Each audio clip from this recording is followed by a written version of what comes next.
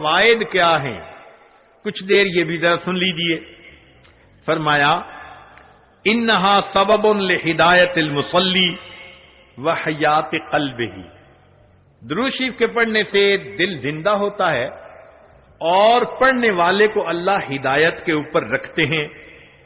انہا سبب لزیادت محبت رسول اللہ صلی اللہ علیہ وسلم، درود شریف کے زیادہ پڑھنے سے نبی علیہ الصلوۃ والسلام کے ساتھ زیادہ محبت بڑھ جاتی ہے۔ انہا سبب لزیادت محبت العبد لرسول اللہ صلی اللہ علیہ وسلم، جو درود شریف زیادہ پڑھتا ہے اس بندے کی محبت نبی علیہ السلام کے قلب مبارک میں بھی زیادہ ہو جاتی ہے۔ انہا سبب قرب العبد من ربہ یوم القیامہ، درود شریف کا زیادہ پڑھنا قیامت کے دن اللہ رب العزت کے قرب کا سبب بنتا ہے۔ انہا اداء لشیء من حقہ صلی اللہ علیہ وسلم، نبی علیہ الصلوۃ والسلام کے جو احسانات ہیں درود شریف کا زیادہ پڑھنا گویا ان احسانات کا بدلہ چکانے والی بات ہے۔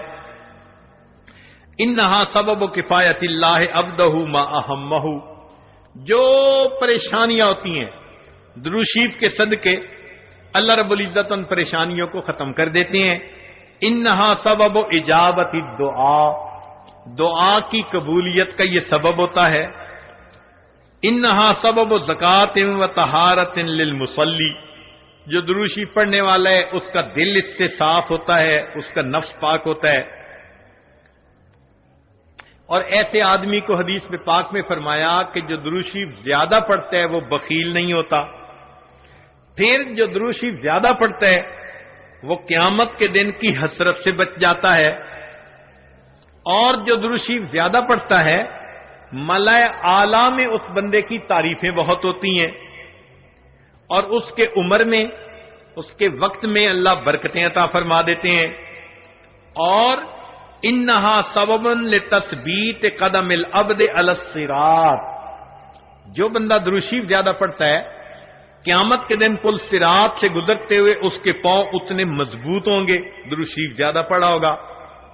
اور ایک اور بات، انہا سبب لثقل کفۃ المیزان، کہ یہ درود شریف میزان کے پلڑے کے بھاری ہونے کا سبب بن جائے گا۔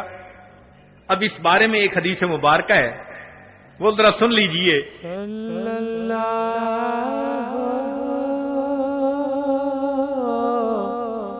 علیہ